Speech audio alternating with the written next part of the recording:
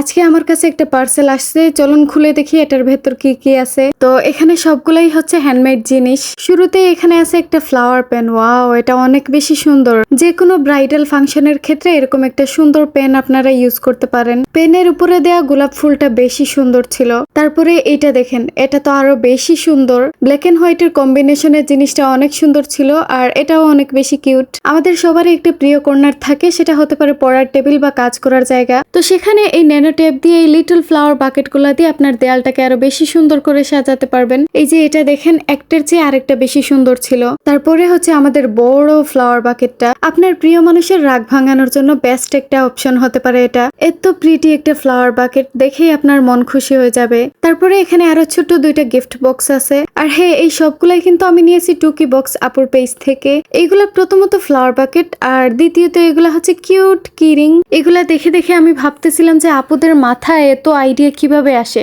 মানে এত কিউট করে জিনিস মানুষ কিভাবে বানায়। এই সুন্দর জিনিসগুলা ছাড়াও এগুলা বানানোর যাবতীয় অ্যাক্সেসরিজও কিন্তু আপনারা আপুর পেজে পেয়ে যাবেন। সবগুলা জিনিসই অনেক অনেক বেশি সুন্দর ছিল, মানে কোনোটা থেকে কোনোটা কম বলা যায় না। এগুলা নেওয়ার জন্য আপুর পেজে নক দিবেন। টাটা।